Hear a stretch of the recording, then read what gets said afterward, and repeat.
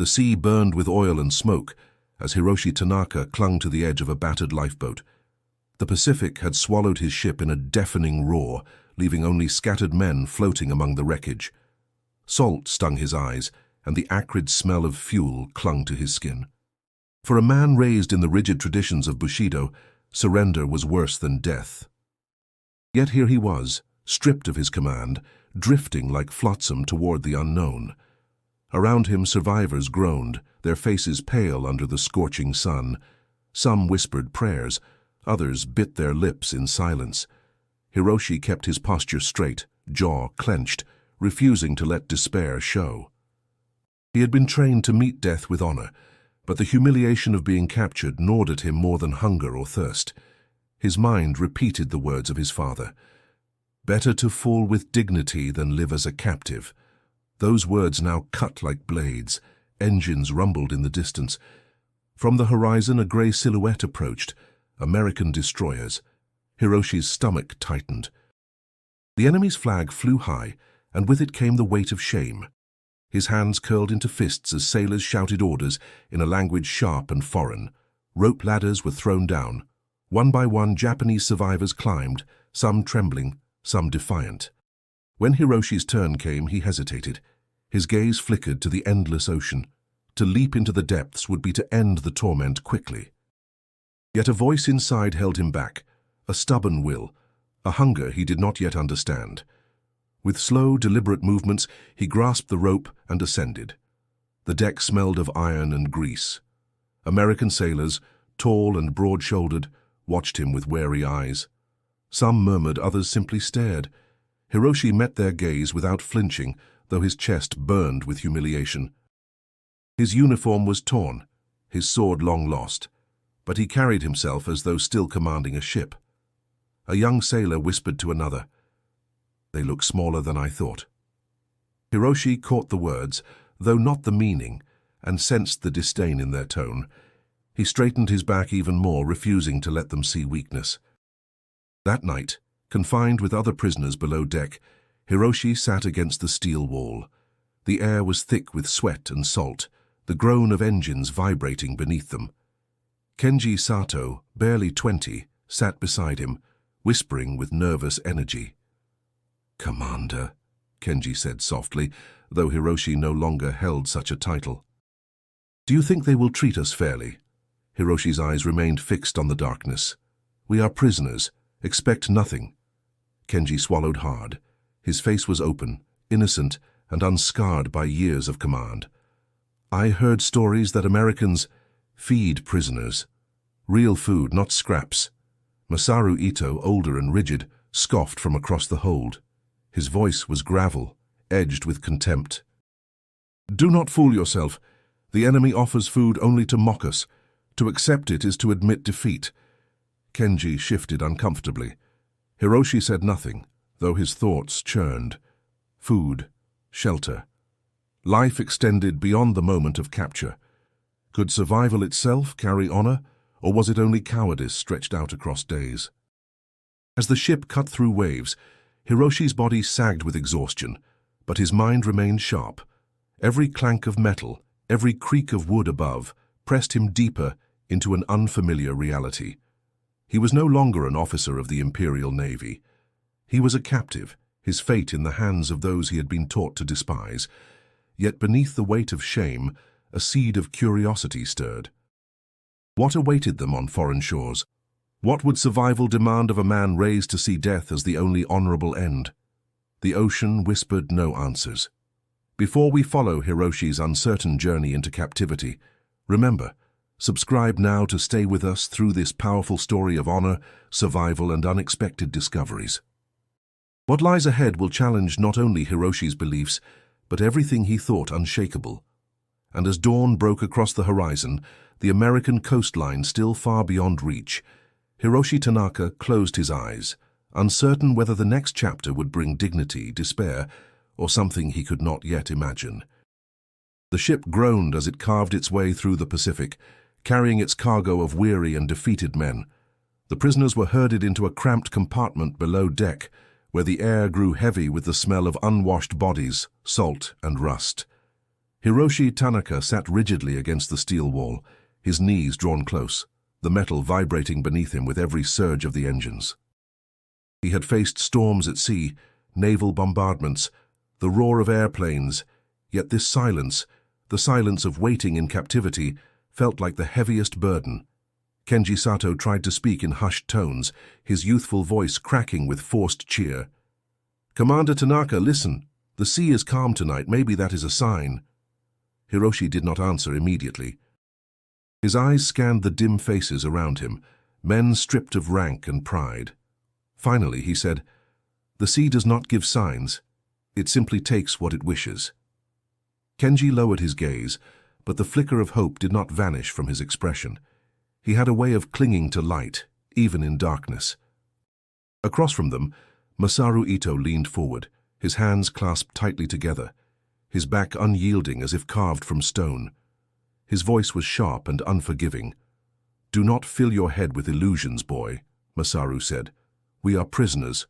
Our future belongs to the enemy now. Do not dishonor yourself with foolish optimism." Kenji bristled but stayed silent. Hiroshi felt the tension stretch like a taut rope between them.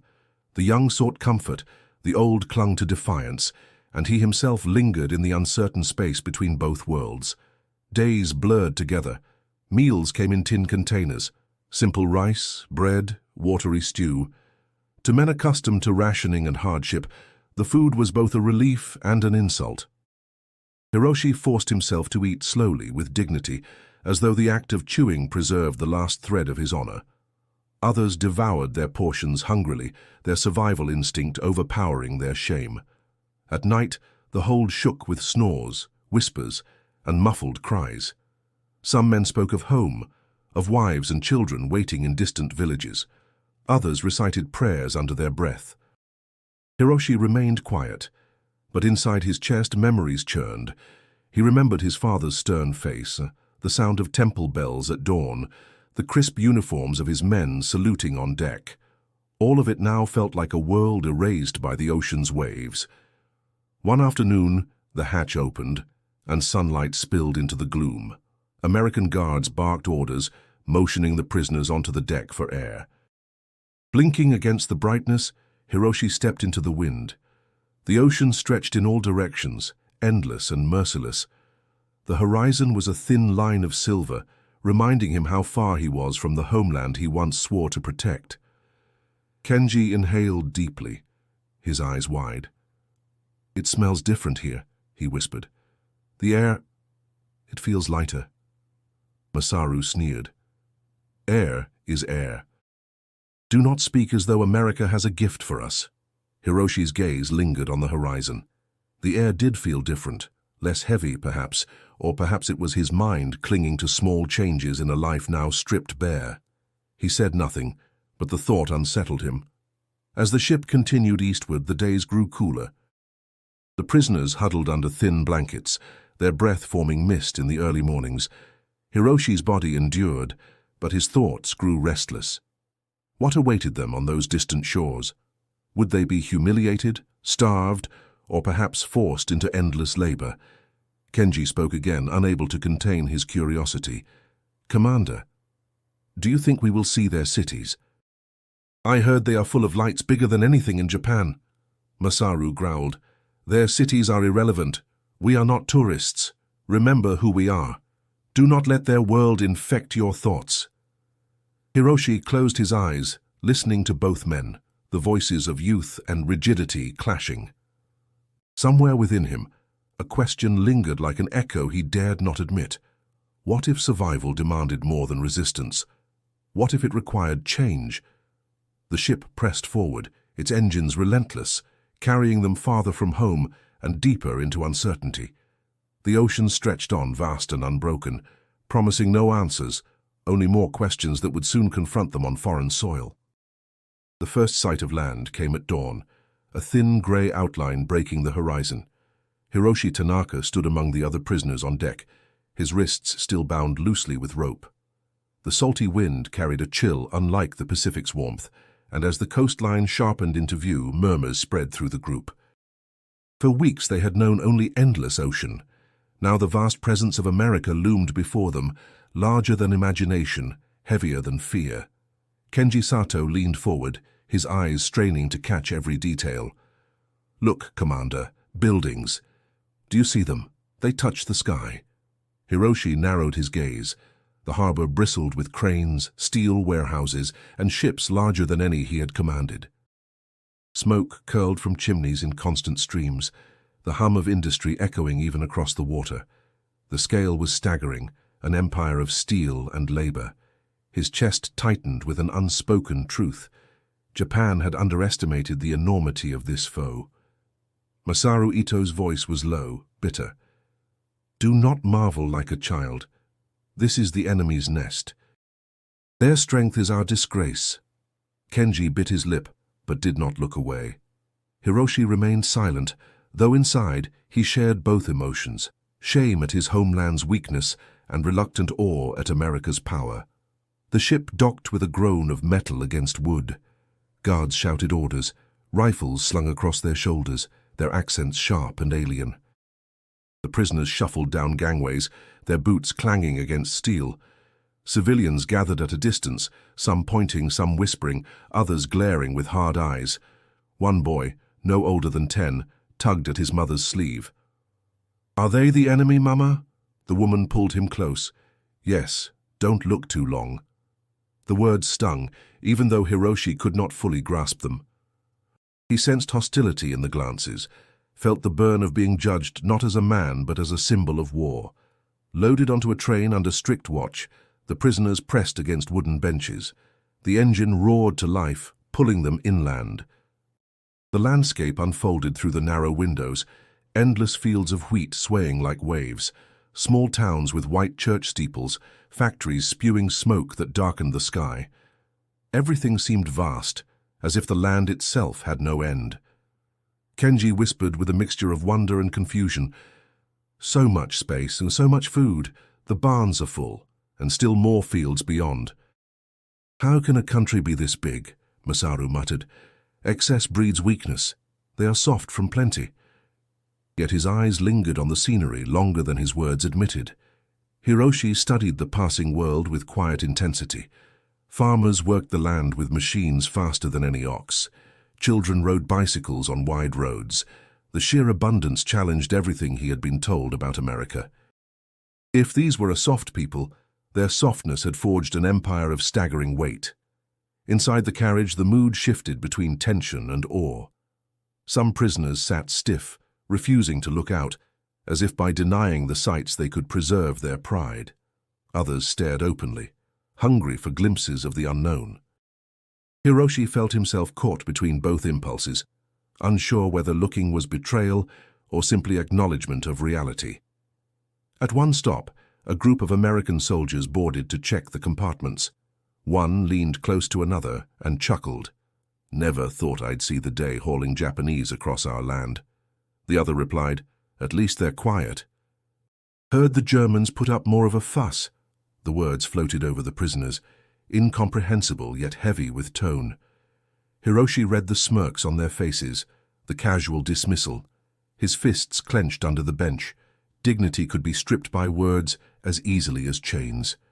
The train pushed deeper into the continent, the hours stretching. The rhythm of the wheels beat like a drum, marking each mile farther from the sea, farther from home. Hiroshi pressed his forehead lightly against the wood, his thoughts tangled.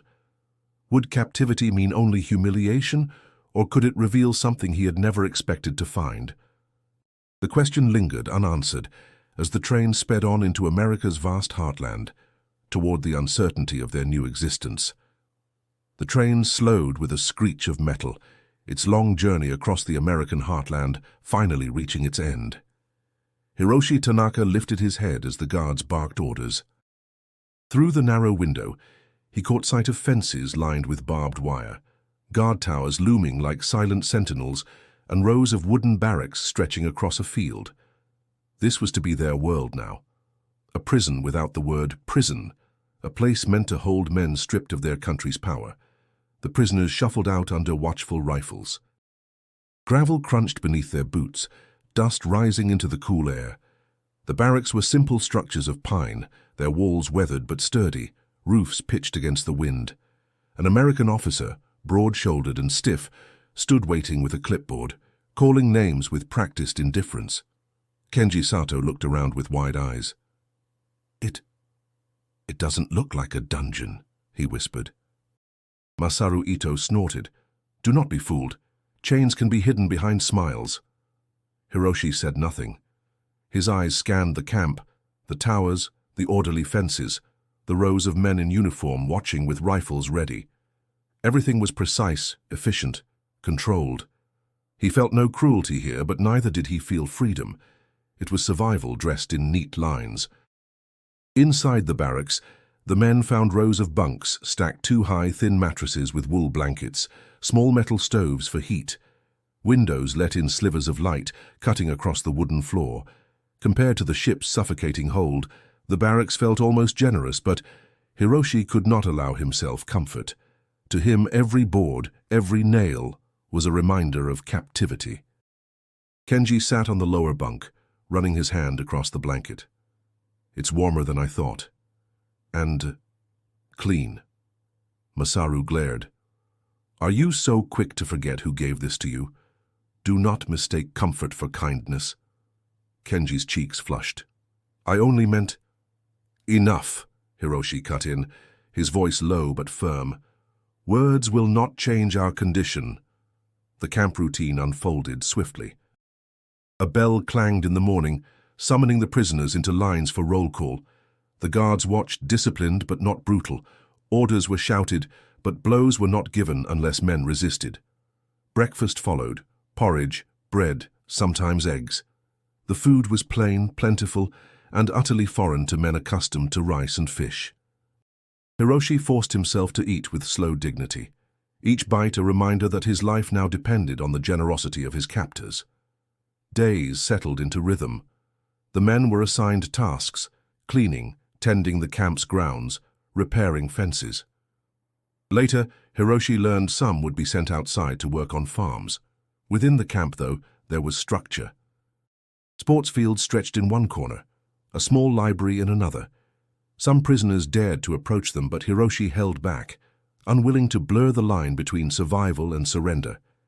At night, murmurs spread among the men. Some said the Americans treated them too well, that it was a trick meant to soften their spirits. Others whispered gratitude, ashamed of their relief. Hiroshi listened in silence, his thoughts caught between pride and practicality. One evening, as he sat on the bunk sharpening what little dignity he could muster, Kenji leaned closer. "Commander, do you think it is possible they see us as men, not only enemies?" Masaru's laugh was harsh. "Naive fool, we are tools, nothing more. They feed us so we can labor for them." Hiroshi's gaze remained fixed on the floorboards. Perhaps both can be true. The silence that followed was heavier than any argument. As days slipped into weeks, Hiroshi noticed small details. The guards who carried themselves without hatred, the order that governed the camp without cruelty. It unsettled him.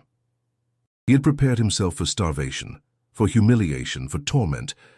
Instead, he found himself wrestling with an enemy that offered structure and survival, not the death he expected.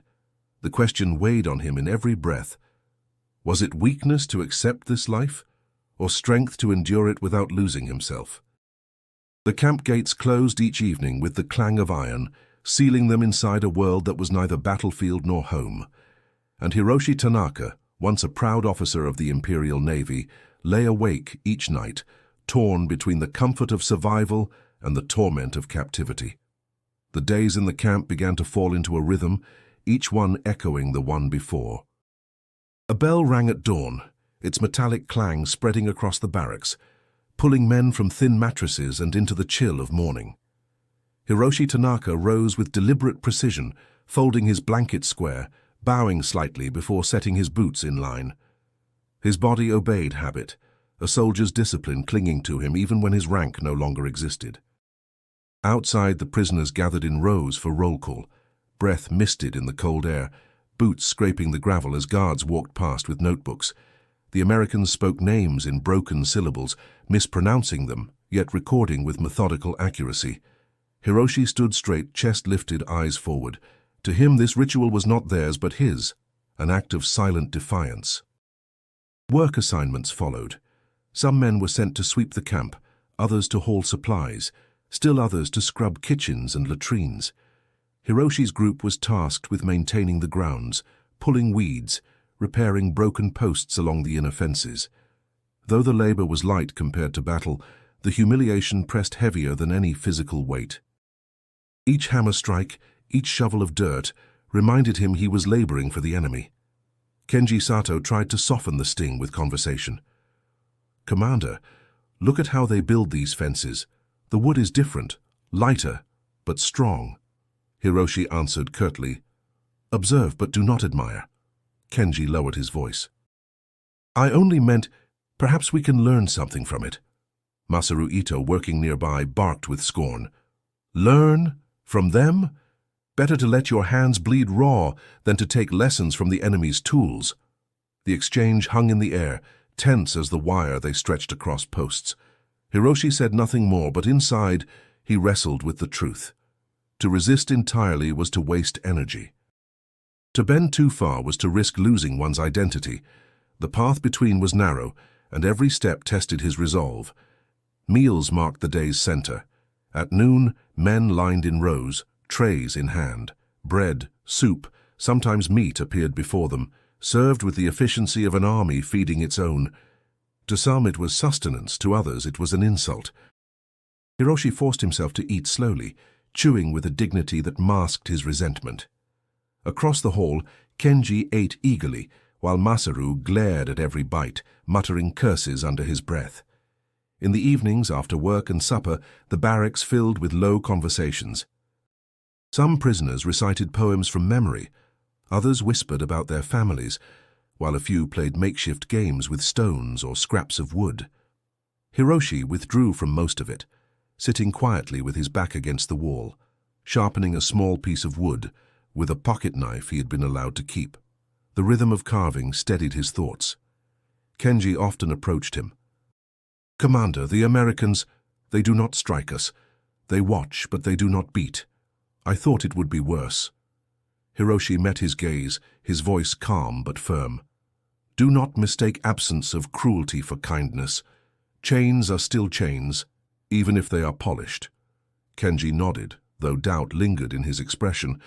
He was young enough to wonder if survival offered more than endurance. Masaru, overhearing, spat on the floor. "The boy is too soft. If he keeps speaking this way, soon he will forget who he is." Conflict brewed quietly, not only between captors and captives, but within the prisoners themselves. Some, like Masaru, clung fiercely to the old code. Others, like Kenji, allowed curiosity to flicker inside them, dangerous sparks in the eyes of those who demanded strict resistance. Hiroshi found himself pulled between them, unwilling to surrender pride, yet unwilling to close his eyes to the world unfolding around him. As the barracks dimmed into silence, Hiroshi lay awake, the wood shavings still clinging to his fingers. The camp had not broken him, not yet, but he could feel the strain of every small choice, what to notice, what to reject, what to endure. Survival was no longer about weapons or strategies. It was about carrying the weight of identity in a place designed to erode it. The bell rang for supper, its hollow clang carrying across the compound. Hiroshi Tanaka rose from his bunk with the same deliberate precision he had carried since his capture. The mess hall smelled of steam and grease, an aroma unfamiliar, yet strangely enticing. The prisoners filed inside, trays in hand, shuffling into lines that stretched the length of the room. Guards stood at the edges, watching but not intruding. When Hiroshi reached the counter, he stopped. Before him, steaming patties of meat rested between halves of soft bread, accompanied by golden strips of fried potato. The sight was so foreign that for a moment he did not recognize it as food. The server, an American with tired eyes, dropped one onto his tray without a word. Hiroshi stared at the sandwich, bread layered with meat, not rice, not fish. The fried strips smelled salty, sharp and tempting, yet they glistened with oil in a way he had never seen. He carried the tray to the long wooden tables and sat down stiffly. Around him, men muttered in confusion, some hesitating, others already biting into the strange meal. Kenji Sato grinned, his curiosity outweighing caution. He lifted the sandwich, studying it as though it were a relic. "It's different. Smells good." Masaru Ito scowled, arms crossed over his chest. "It is a trick. They want us to lower our guard. Food like this is poison to the spirit." Kenji took a bite anyway. His eyes widened, and he chewed quickly, then laughed softly. "Commander, it's meat, juicy, rich, and the bread is soft like clouds. Try it." Hiroshi lifted his own sandwich slowly, the weight of it heavy in his hand. His instincts screamed caution. Accepting this meal meant accepting the enemy's gift. Yet his stomach twisted with hunger, and the smell pressed against his restraint. He bit carefully just once. The taste exploded with unfamiliar force. Savory meat, bread warm and tender, the oil from the fries leaving a salty sheen on his tongue. It was unlike anything he had known, indulgent and crude, yet undeniably satisfying.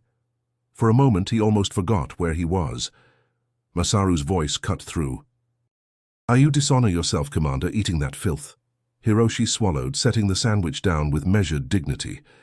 "It is food," he said calmly, "and food keeps us alive." Kenji smirked, still chewing. "Then I will live long, Commander. If this is what they eat every day, perhaps now I understand their strength." Masaru slammed his fist against the table. "Strength is not built on gluttony. Do not let their excess infect your mind." The surrounding prisoners listened, some nodding at Masaru's words, others quietly eating with no concern for honor or pride. The room buzzed with conflicting emotions: curiosity, shame, satisfaction, and silent rebellion. Hiroshi picked up one of the fries, thin and crisp. He tasted it, the salt sharp, the texture brittle yet pleasing. He looked at the rows of men, some devouring their meals, others glaring with unbroken defiance. Within him, a storm brewed. Was this small act, a bite of bread, a taste of oil, truly surrender? Or was it survival? The guards observed quietly, their expressions unreadable. To them, this meal was routine, nothing extraordinary. Yet to the prisoners, it was an encounter with another world, a collision of cultures condensed into bread and meat. Kenji broke the silence at their table. "Commander, if they feed us like this, maybe captivity will not break us. Maybe it will make us stronger in ways we did not expect." Hiroshi held his gaze, then looked away. "Strength is measured not by what we eat, but by what we endure." Still, as he finished the sandwich, warmth spread through his chest, not only from the food, but from the unsettling realization that survival might not look like resistance at all. That night, lying awake on his bunk, Hiroshi could still taste the salt of the fries on his lips. It haunted him as much as it comforted him, a reminder that even the smallest things could challenge a man's identity. The novelty of hamburgers and fries lingered in the camp like a whisper, yet it did not dissolve the tension that simmered beneath daily life. Hiroshi Tanaka noticed it in every glance exchanged between guards and prisoners, in every hesitant gesture that crossed the invisible line between two cultures. Curiosity and caution walked hand in hand, and misunderstandings were inevitable. Kenji Sato, eager as always, began practicing English words he overheard from the guards. He would sit on his bunk, repeating them quietly, his accent heavy but his enthusiasm unshaken. "Hello, good, friend," he whispered, forming each sound carefully. Then he looked up at Hiroshi, grinning. "Commander, if we can speak their words, perhaps we can understand their world." Masaru Ito scoffed from the upper bunk. "Their world is not ours." "Do not disgrace yourself with the tongue of the enemy." Kenji frowned but did not stop. He mimicked a guard's posture, saying, "Okay, good job." His voice cracked into a laugh. Some of the younger prisoners chuckled with him, the sound breaking the heaviness of the barracks for a fleeting moment. Hiroshi, however, remained stern. "Kenji," he said, his voice low but firm, "do not mistake amusement for wisdom. Words can bridge, but they can also trap." The lesson proved true only days later. At the mess hall, as men lined for their trays, Kenji attempted to use one of his new words with a guard. He smiled brightly and said, "Good, food." The guard raised his brow, uncertain of Kenji's intent. Another prisoner muttered something in Japanese, laughter rippling at Kenji's awkward tone.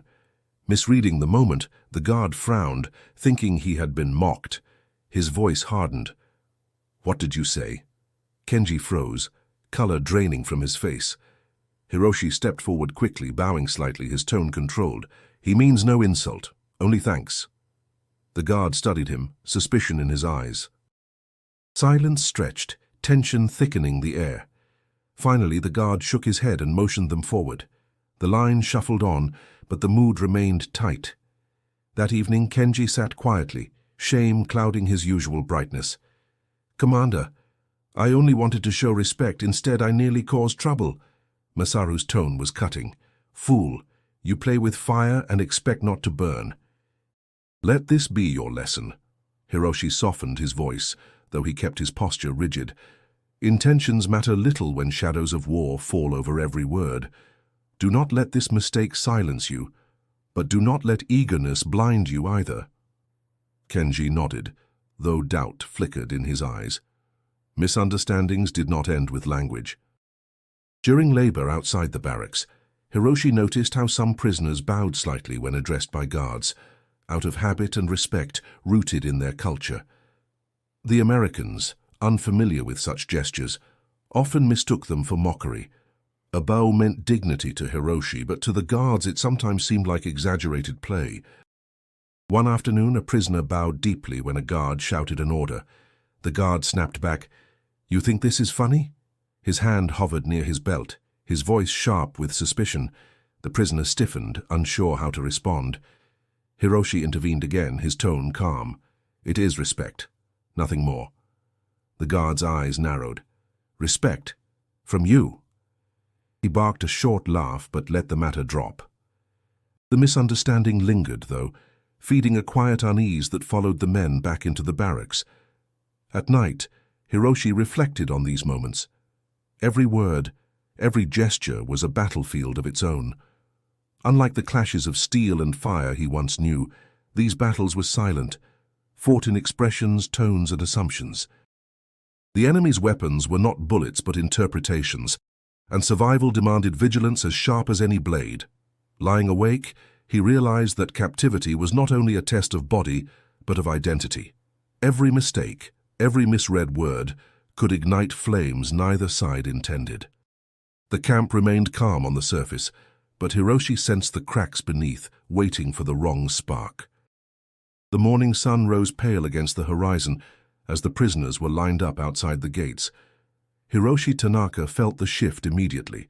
Today would be different.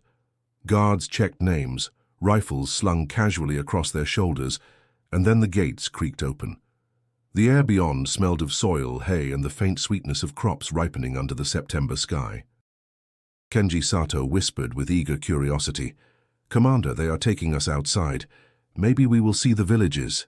Masaru Ito grumbled, his eyes hard. "Do not mistake open fields for freedom. A fence of sky is still a cage." The group was loaded into the back of a truck, benches lining its sides.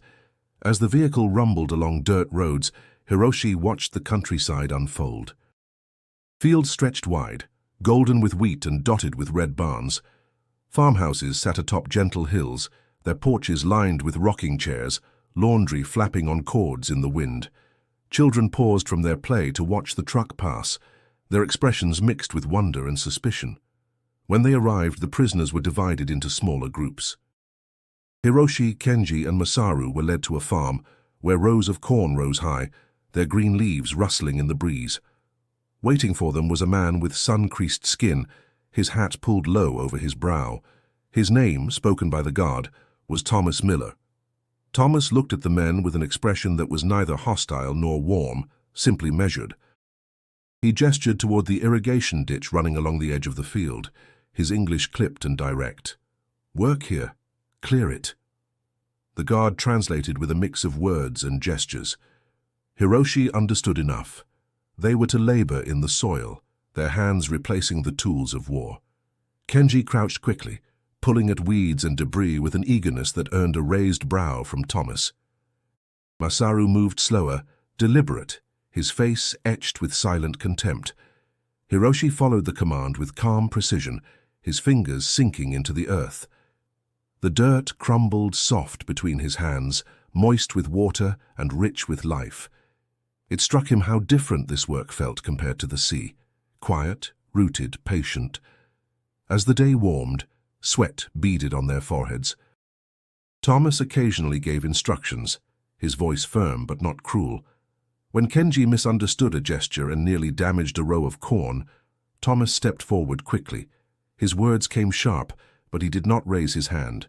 Instead, he knelt and showed the motion himself, his calloused hands guiding the stalk gently. Kenji flushed with embarrassment, bowing clumsily. "Sumimasen," he muttered. Thomas studied him for a long moment, then nodded curtly before turning back to his work. Later, during a break, Mary Miller appeared carrying a pail of water. She was Thomas's daughter, a young woman with light hair tied back and sleeves rolled to her elbows. Her eyes lingered on the prisoners with open curiosity. She offered the pail first to her father, then to the guard. When it came to the prisoners, hesitation flickered across her face. Still, she held it forward. Kenji accepted gratefully, bowing slightly before drinking. Masaru refused, his chin lifted in defiance. Hiroshi took the ladle last, sipping slowly, watching Mary's gaze as she studied him. Her expression carried no hatred, only a cautious interest, as though she wondered what kind of men stood behind the word enemy. The moment passed quickly, but it settled into Hiroshi's mind. The world beyond the fence was not only labor and soil. It was people watching, judging, and perhaps trying to understand. When the day ended, the men were herded back into the truck. Dust rose behind its wheels as the farm disappeared from view. Hiroshi sat in silence, his hands still carrying the smell of earth. The work had humbled him, but it had also stirred something unexpected. The awareness that survival here would not only be measured in endurance, but in encounters that tested the very boundaries of who they believed themselves to be. The second day at the Miller farm began with a sky veiled in grey clouds, the air heavy with the smell of damp soil. Hiroshi Tanaka and his group were assigned to clear the irrigation system again, but this time the work proved more difficult. Overnight, a section of the wooden channel had collapsed, sending water spilling into the fields. The guard motioned for them to repair it, but the damage was far greater than simple labor with bare hands could mend. Thomas Miller arrived soon after, his boots caked with mud, his brow furrowed at the sight of the flooding. He barked words in English that the prisoners could not understand, frustration sharp in his tone. The guard translated clumsily, "Fix it or no work continues." Hiroshi examined the channel, noting the broken planks and the way water surged uncontrolled. He had no tools, only his hands and a shovel. Masaru Ito muttered under his breath, "Let it drown. Why should we save the enemy's crops?" Kenji Sato frowned. "If the guard punishes us, it will be worse. We should try." Hiroshi's mind weighed the choice. To resist meant risk, to cooperate meant shame. Yet as he watched Thomas kneel in the mud, pressing his palms into the current to gauge the flow, he realized the man was not asking, but commanding with his presence. Work had to be done, and Hiroshi knew only one path remained: act with precision, as he always had. "Kenji," he said firmly, "dig a trench to redirect the water. Masaru, gather stones to brace the side." Masaru glared.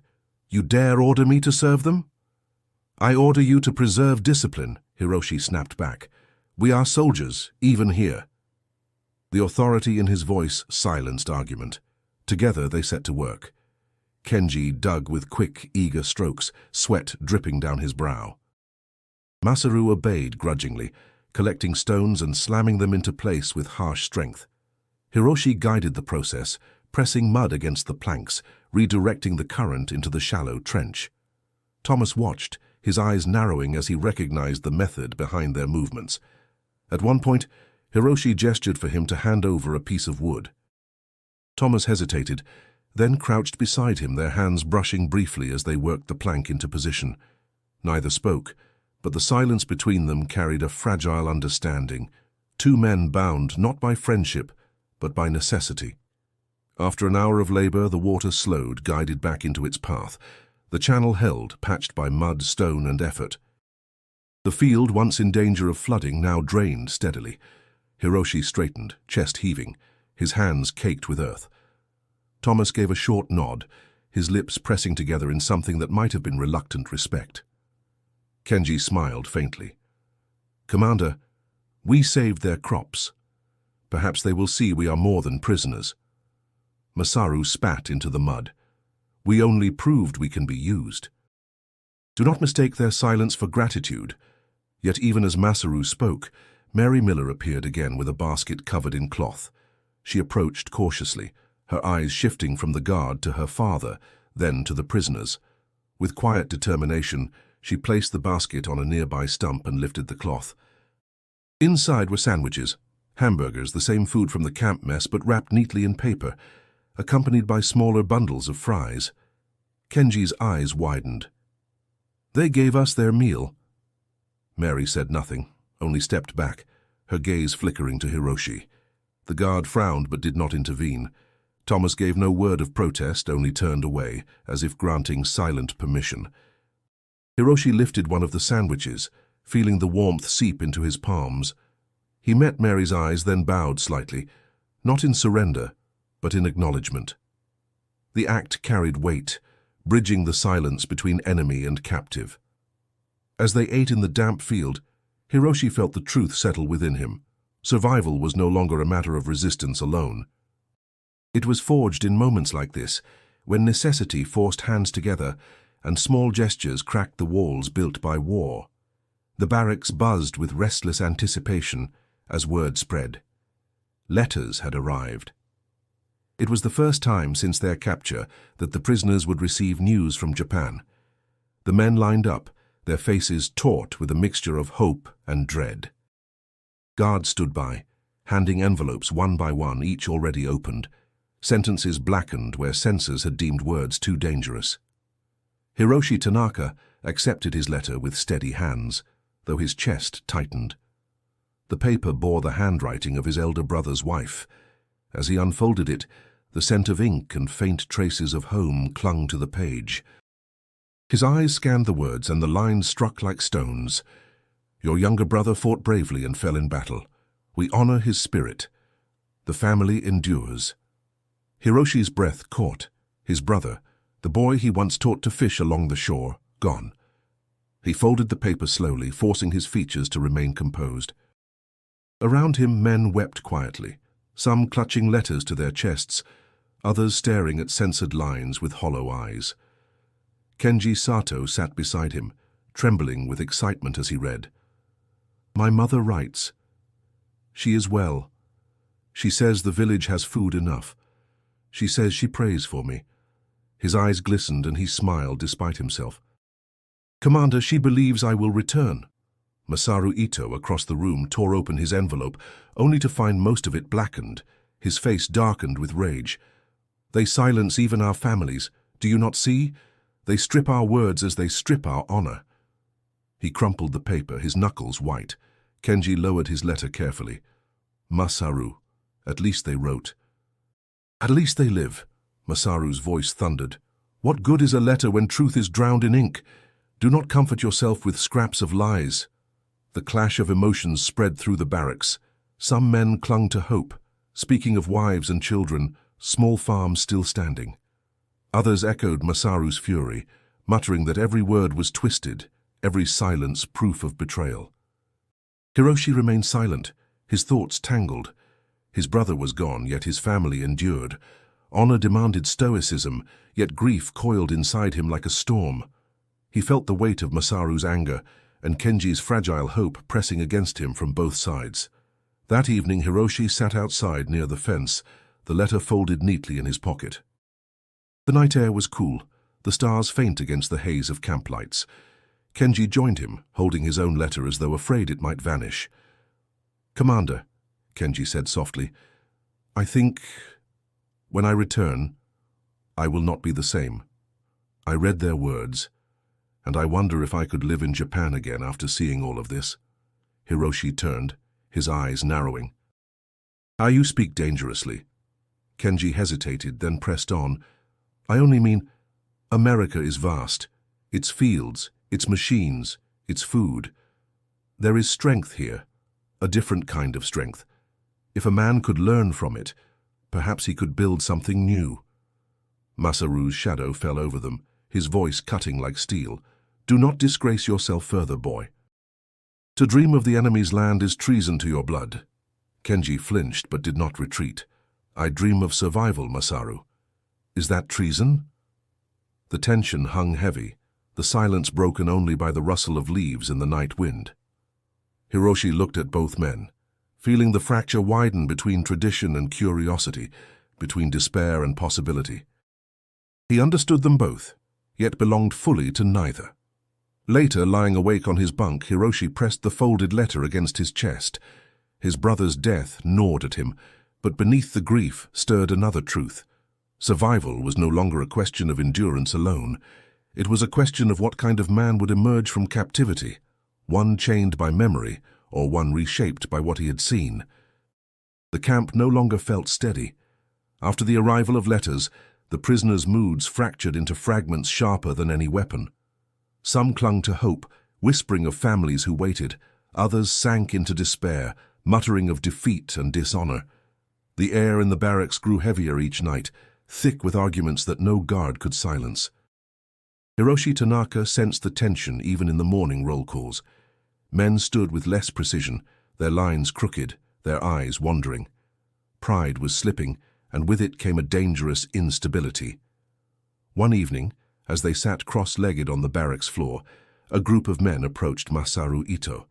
Their faces were drawn, their voices urgent. We should resist, one of them said. No more taking their food, no more working their land. A hunger strike will remind them we are not broken. Masaru's eyes gleamed with fire. Yes, we will show them we still carry the spirit of warriors. Better to starve with dignity than eat like cattle. Kenji Sato spoke quickly, fear and frustration in his tone. Starve? And what then? Die here far from home where no one will even know our names. That is not dignity. That is foolishness. The men glared at him, muttering. One hissed, You sound like them already. Kenji turned to Hiroshi, his voice tight. Commander, say something. They will listen to you. Hiroshi looked at the circle of expectant faces. His brother's death still weighed on him, yet his heart knew this was not the answer. To throw away our strength is no act of honor, he said slowly. Hunger will not bring Japan victory. It will not return us to our families. It will only make us weaker in their eyes. Masaru's jaw tightened. So you would have us live like pets? Fed by the enemy, working their soil, waiting for scraps of news? Hiroshi's gaze did not falter. I would have us endure. To endure is not weakness. It is proof that we still live, proof that we are not finished. The argument stretched deep into the night, voices rising, fists clenching. A guard outside called for silence, banging the butt of his rifle against the door, but inside the storm only grew. Finally, Hiroshi stood, his voice ringing louder than the rest. Enough! We cannot fight this war within ourselves. Our struggle is not only against them, but against despair. If we tear each other apart, then we have already surrendered. The room fell into uneasy quiet. Men shifted, some nodding reluctantly, others glaring with suspicion. Masaru turned away, his shoulders rigid with contempt, but he said no more. The following days carried the weight of that conflict. Some prisoners skipped meals in silent protest, their bodies growing thinner, eyes hollow. Others followed Hiroshi's example, eating carefully, working with controlled dignity. The divide was visible, two currents pulling in opposite directions. Kenji often sought Hiroshi's side. Commander, I think you are right. To endure is strength, but sometimes I fear, what if we endure too long and forget who we are?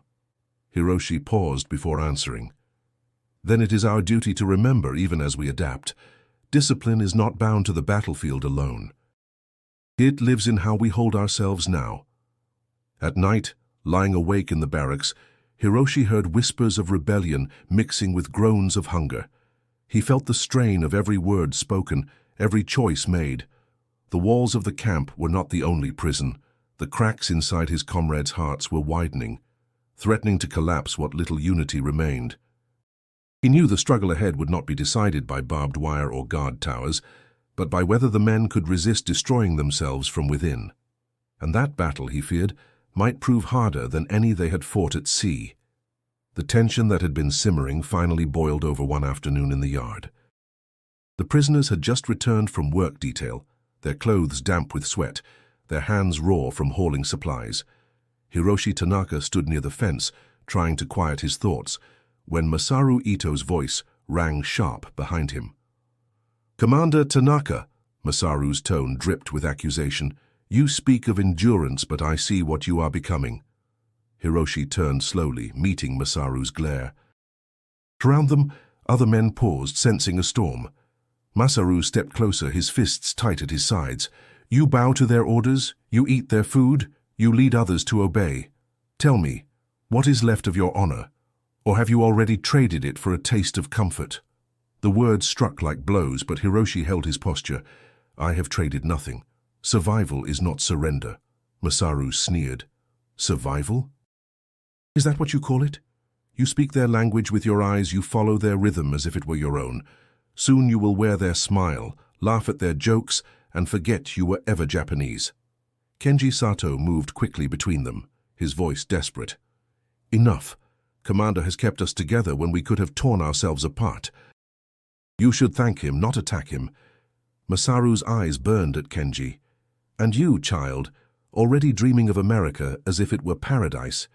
You shame your ancestors with every word." Kenji flushed, anger flickering beneath his youthful features. Better to dream than to rot in hatred. The argument escalated, voices rising until men gathered in a circle, whispers running through the crowd. Hiroshi felt the weight of every eye upon him, the judgment pressing in. He raised his voice above the clamor. "I am still Hiroshi Tanaka, officer of the Imperial Navy. No food, no labor, no foreign soil can take that from me. But honor without life is nothing but ashes. If you would throw yours away, that is your choice. I will not." Masaru's face twisted with fury. He stepped forward, chest to chest with Hiroshi, fists trembling as if ready to strike. For a heartbeat the air froze, silence pressing down like a blade. Then the guard in the tower barked an order, rifle raised, breaking the moment.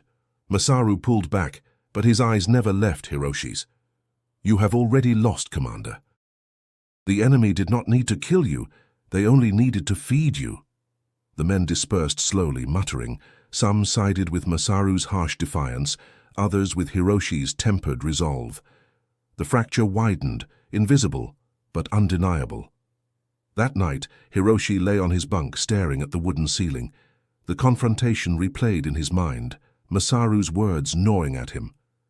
Was he losing himself? Each bite of foreign food, each order obeyed, each exchange with guards, it all carved at the edges of his identity. Kenji whispered from below, "Commander, you did what you had to. He is blinded by his pride." Hiroshi did not answer at first. Finally he said, "Pride can be a shield, but it can also be chains. I wonder which binds him more, and which binds me." The silence stretched long. In the dim light, Hiroshi closed his eyes, hearing the faint snores and murmurs of the barracks. Yet Masaru's voice still echoed, sharper than the clang of iron gates. He knew then that captivity was no longer just a matter of hunger or labor.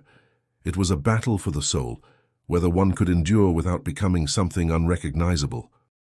And in that moment, Hiroshi feared that the enemy outside the fences might not be as dangerous as the war raging within himself. Independence Day arrived with the crack of fireworks in the distance, though the prisoners could not see them beyond the fences. Instead, they were marched to the mess hall where a different kind of surprise awaited. The tables were lined not with the usual soup and bread, but with trays stacked high with hamburgers, fries, and even bowls of ice cream glistening in the summer heat. Kenji Sato's eyes widened like a child's. "Commander, look! This must be their holiday. They share their feast with us." Masaru Ito scoffed, his lips curling in disgust. "Feast? It is bait. They celebrate our humiliation by making us eat their excess." Hiroshi Tanaka stared at the spread, his jaw tight. The room buzzed with murmurs as men hesitated. Some reached eagerly for the food, others crossed their arms in defiance. The smell of grilled meat and sweet cream hung heavy in the air, tempting and taunting all at once. The guards stood by, watching. There was no demand, no force, only the silent offering. The choice rested with them. Kenji grabbed a burger with both hands, biting in with delight. "It is rich, better than before. And the ice cream. It's cold like snow, Commander. Taste it." Masaru snarled. "Pathetic. You lick their boots with every bite." He turned to Hiroshi, his voice rising. "And you? Will you betray yourself again? Or will you finally stand with honor?" The barracks grew quiet, eyes turning toward Hiroshi. The weight of their judgment pressed like iron. He lifted a burger slowly, its warmth seeping into his palms. His heart pounded. To refuse was to cling to pride. To accept was to embrace survival. He remembered his brother's death, the words in the letter, the burden of leading men who no longer trusted one another. He thought of Mary Miller's silent gesture on the farm, the nod of Thomas when they worked side by side. The enemy was not faceless anymore. They were people with families, with lives beyond the fence. Hiroshi took a bite. The taste was the same. Savory meat, soft bread, but this time it carried more than flavor. It carried choice. He chewed slowly, meeting Masaru's furious eyes. "Eating does not erase who I am. It proves I endure." A ripple moved through the room. Some men followed, lifting burgers and fries, tasting cautiously. Others turned away, silent in their refusal. The divide deepened, yet Hiroshi felt something shift within himself. Kenji grinned, ice cream melting down his fingers. "Commander, you chose life. That is strength." Masaru slammed his fist against the table, his face burning with rage. "You are blind. Today it is food. Tomorrow it will be their tongue, their customs. Soon you will not know the taste of Japan at all." Hiroshi did not rise to the provocation. He finished the sandwich with steady composure, then spoke clearly so all could hear. "Honor is not so fragile that it crumbles with a meal. Our spirit lies in how we carry ourselves, not in what we refuse." The hall buzzed again, prisoners murmuring, some nodding in agreement, others seething. The guards exchanged glances but said nothing. The Americans had not forced the choice, yet the choice itself had revealed everything. Later, back in the barracks, Hiroshi sat quietly on his bunk, the sweetness of ice cream lingering on his tongue. For the first time since capture, he felt not only the weight of shame but also the stirrings of acceptance, not of defeat, but of life beyond defiance. The night air carried the faint echoes of fireworks, bursts of color unseen but heard. Hiroshi closed his eyes, listening. He wondered if, one day, he might tell his family that even in captivity, he had learned the meaning of choice, that survival could be an act of strength, not weakness. The summer heat settled over the camp, thick and stifling, but it was not the weather that made the men restless. Rumors drifted like smoke. Japan had lost another island, cities burned under American bombs, supply lines shattered. No one knew which pieces were truth and which were inventions of the guards, yet every whisper gnawed at the prisoners' hearts. Hiroshi Tanaka felt the shift most in the silences. Once the barracks had been filled with arguments, with voices raised in pride or defiance. Now, long stretches passed where men spoke little at all. Eyes stared at the floor, shoulders slumped, as if even anger was too heavy to carry. Kenji Sato clung to scraps of hope. One evening he approached Hiroshi with a hushed excitement. "Commander, I heard one of the guards say the war may soon be over. If Japan surrenders, they must release us, yes? We could go home." Masaru Ito's voice cut through like a blade. "Home? To what? A nation in ashes? Do you think the Americans will send us back with honor? No, boy. They will keep us here until we rot, and if we do return, it will be as men branded by defeat." Kenji's face tightened, but he pressed on. "Better to live in defeat than to die nameless here." Masaru's hand slammed against the wooden wall. "You shame us with such words.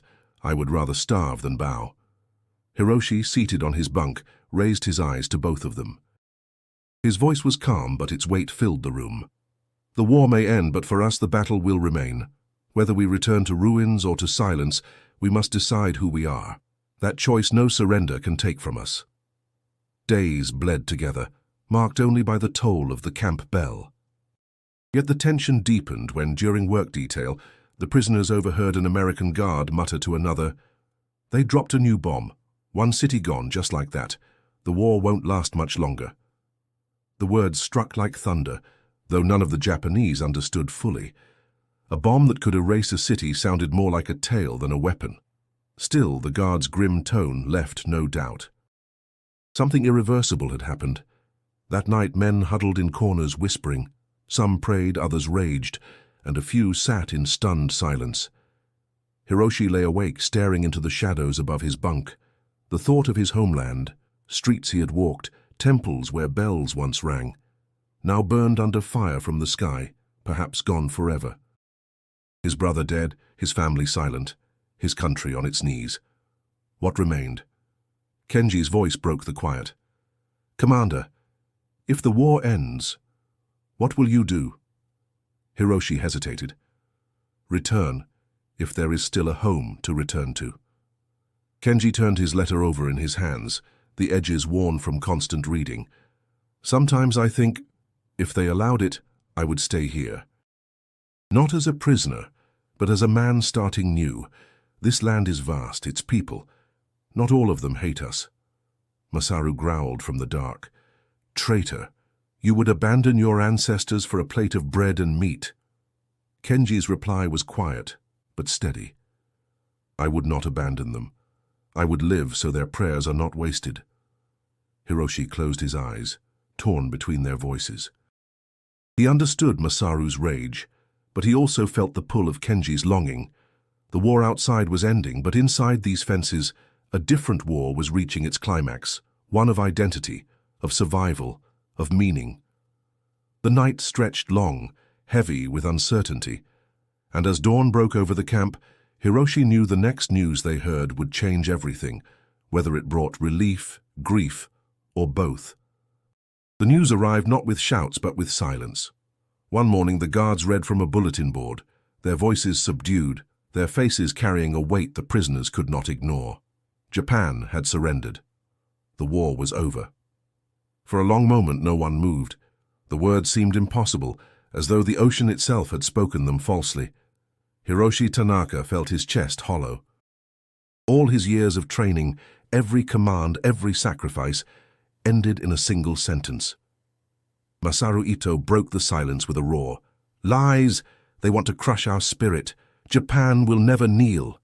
His voice cracked, trembling between fury and despair. But the guards said nothing more. They simply stood, watching, their rifles silent. The truth settled like dust. The empire had fallen. Kenji Sato lowered his gaze, whispering almost to himself, "If it is true, then we live. We will go home." His hands trembled as he clutched his letter once more. That evening, the barracks was a storm of emotions. Some men wept openly, others sat stone-faced, refusing to accept reality. Masaru raged, cursing both captors and comrades, declaring he would never set foot on a ship bound for shame. Kenji spoke of rebuilding, of starting again, his voice fragile but determined. Hiroshi sat apart, silent, his brother gone, his homeland burning, his honor fractured. What waited for him now? He thought of Mary Miller's cautious kindness, of Thomas's nod of respect, of the strange comfort of hamburgers and fries.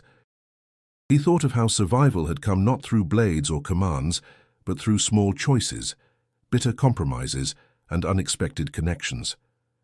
When the gates finally opened weeks later, the prisoners were marched once more to the train.